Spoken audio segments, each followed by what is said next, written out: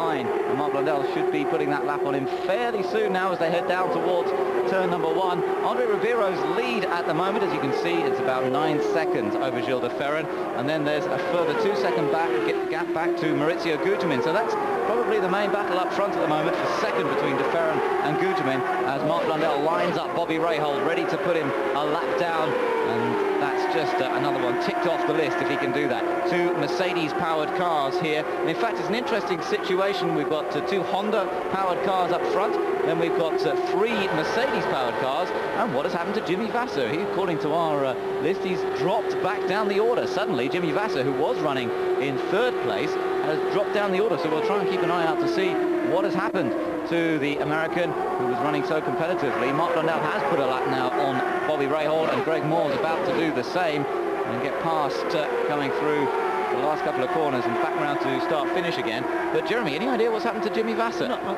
No, frankly. I'm not so sure that he hadn't I thought he actually might have passed even Gilles de Ferran, but there is Blundell, and there is Bobby Rahal and Greg Moore, who is close behind Mark Blundell. So pretty good battle for position there. And we'll try and get a look out of the window here. It's a difficult view. We're looking away from the cars. They flashed past us. Now there goes Jimmy Vasser, and he seems to be running pretty strongly there. I think they just missed him off the lap chart for some reason. We'll try and get that one sorted out. He's missing from timing and scoring, but I know he didn't have a problem. Yeah, interesting. He's being shown as 6th place at the moment. Just a few moments ago he was being shown as 3rd, and we didn't see those cars go past him. So, and it's unusual to make a little mistake on a track like this. If you make a mistake, you know about it. It's not usually a small mistake like it is on a road course. Andre Ribeiro, there he is, running comfortably out front at the moment, all looking very reliable and controlled. And Ribeiro, who's had a very up and down season, really, starting off very down with the Lola chassis that really didn't want to respond for him or anyone else for that matter, and the reason for the switch of so many drivers from Lola to Reynard throughout the course of this year. Then he made the change and things started to get better for him. He made the change around the Cleveland race, and then he had a 3rd place in Toronto, almost a 2nd time out in the car. Good result last time out in Laguna Seca when he finished in 4th place as well. He hasn't come quite as close as he would like to adding to his total of 3 victories in the PPG Kart Series in recent years. But today surely is one of the best chances that he has of taking another win. Ribeiro leads, de Ferran still in 2nd position. A couple more cars coming into the pits, and in fact including Maurizio Gugelmin, who was running in 3rd place before he made this stop. And in the last couple of laps, Andre Ribeiro's pace has dropped off quite significantly. And 33 is the last 2 laps around, and he's well out on his own. 32.3 that time passed, and his lead back to Gilles de Ferran is down to 5.3 seconds. It was a bit over 8 seconds. So whether Ribeiro has perceived a slight problem and just decided to back off a little bit, take it easy at this stage. There's still, 75 laps to go, 76 laps to go. So long time yet. There's still 150 miles in this race to run as Maurizio Gugelmin rejoins the fray after that latest pit stop. So the Brazilian back out again, the man who won in Vancouver, picked up the pieces when Alex Zanardi was busy throwing them all away and all over the place, and Gugelmin came through to take the win. So well deserved, and great for him, great for the team as well, who had already had the successes with Mark Blundell, but they put so much effort, both Maurizio Gugelmin and the team, in putting it all competitive over the last couple of seasons. It was great to see him win that race in Vancouver. Just confirmation that the timing system wasn't quite right. You were spot on there, Jeremy. Vasser is in 3rd place. He suddenly jumped back up our screens, and Jimmy Vasser is in 3rd, and he is followed by Blundell in 4th. Redeemed myself a little bit there, but Jimmy Vasser, as you say, the gap now from 1st to 2nd. Ribeiro's picked up his pace again. Very strange. He was on his own there.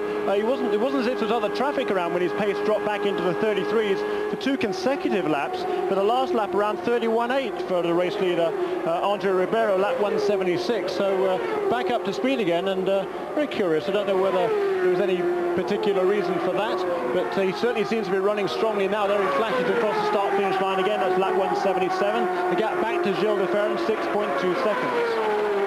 So Ribeiro's strong run continues. Gilles de Ferran in 2nd position, and he's certainly settled in well this year, Gilles de Ferran. His 1st season with Derek Walker's team, the Scotsman who's been running in the championship for several years under his own right after working for several of the important teams in the championships in the past. And Gilles de Ferran and Derek Walker really seemed to have clicked well together this year. Didn't quite work in the first few races, but that was largely down to poor luck. And certainly in the first couple of races, then a self-admitted mistake in that third race at Long Beach when Gilles de Ferran crashed out when doing well in that one after a heavy crash in the warm-up in the morning as well. But after that, it really has settled together very well. And Jeremy, I know one of your major tasks during the year is to select the top 10 of drivers for the Autocourse end-of-season review annual, and I should think that this man Gilles de Ferran is going to feature pretty highly in that, isn't he? I think he's done an extremely good job this year. He has been extraordinarily consistent, and he has been the standard bearer for the Goodyear Tyre Company this year.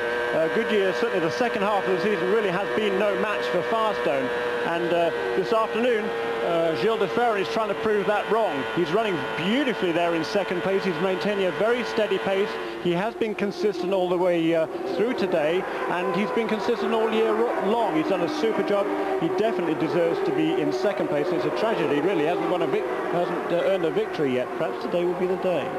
Now, you're looking at Andre Ribeiro. Let's see how big the gap is back to Gilles de Ferran. You see Andre Ribeiro disappears out of your picture, and there is Gilles de Ferran in second place. In terms of time, the gap is 4.678 seconds, and it's a gap that is just opening slightly every now and then. It's really more a factor of the traffic than anything else. It's staying pretty constant, and you can bet that Gilles de Ferran is not going to be in too much of a hurry to close that gap, Jeremy. I mean, we've still got 69 laps to go here, and normally these drivers talk about the final 100 miles being the really critical part. Absolutely, Ben. The last 100 miles, the last 50 laps, that's when you really put your foot down. You need to get to the 400-mile mark, and then if you're on the lead lap, then you can go for it, try and up the pace a little bit. But certainly, the Goodyear tyres have been very, very good. We haven't seen any signs of problems from any of the Goodyear tyre runners, at least not so far as the tyres are concerned.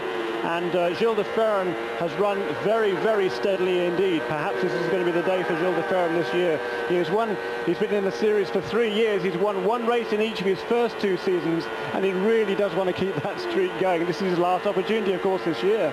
Yeah, and everybody's been saying to him, hey, you've done so well this year, but why haven't you won a race? I think he's getting a bit bored of that question, and I can't blame him.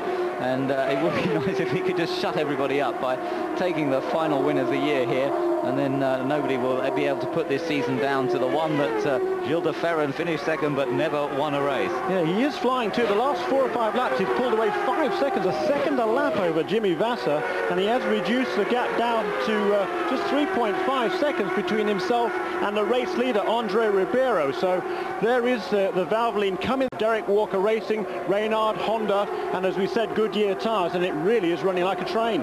Great stuff, and as we look at the gap this time, it's close slightly between him and Ribeiro on that last lap, but again it may just be as Ribeiro picks his way past the slower traffic, and de Ferran now has that task to do. It looks as though it's Vuelta Sales, who's running in 16th position, 9 laps down at this point in the race, but he's still going. Birthday boy today, by the way, Vuelta Sales. It's his 27th birthday today.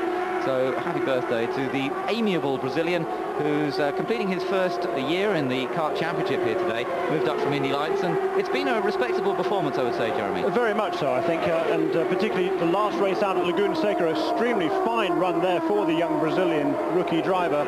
Some certainly financial problems for that team. They had to sit out Friday morning again here because they hadn't been able to make their payments to Ford Cosworth for the engines.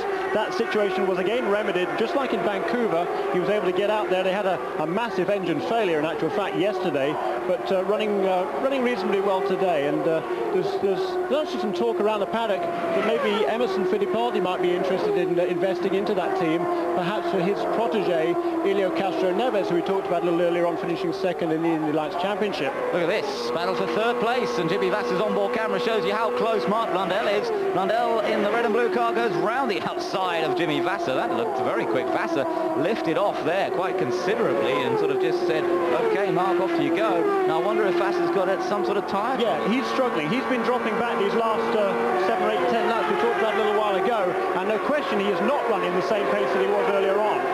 So Vasser could well be in tyre trouble again. We saw it earlier on in the race and towards the end of one of his stints, and a blistered tyre was the cause of that, and Vasser again beginning to suffer. Ribeiro is the race leader though, with 186 laps completed. De Ferran is second by 5 seconds. Marc Blundell is now in third place. The Pac West crew go to work on Blundell's car. Meanwhile, Michel Jourdain tries to get the car out of the pits. He does so eventually, nearly stalled it. Now let's hope that Blundell gets a clean exit. Remember, he's moved up to third place. That pass just before these pit stops. Look at the tyres, little holes, little tiny blisters, nothing too serious on that one. Certainly not as bad as one or two of the tyres that we've seen. And Mark will seem to be able to run consistently right up to the end of his stint. So that car seems to be working well. I wouldn't think they've made too many changes on the car for this next stint. And remember, we've got 58 laps still to go here. Guy, I think you've got some more for us. Down in Michel Jourdain's pit, you can see the Firestone tyre that's just come off the right rear of his car. It has obviously blistered pretty badly. The last time he came in unwillingly. The crew called him in and said, it's blistering too much, you've got to get in. They came in early. This time he made a decision himself to come in, and then you can see on that tyre how badly these Firestones are blistering. So bad news for Michel Jourdain. Great shame that. I wonder a little bit whether he was pushing very hard on some of the restarts. It makes you wonder whether he was building the heat up a little quicker than some of the other guys, which may not help his cause. But it's probably more just down to the handling of the car and not quite having the perfect setup.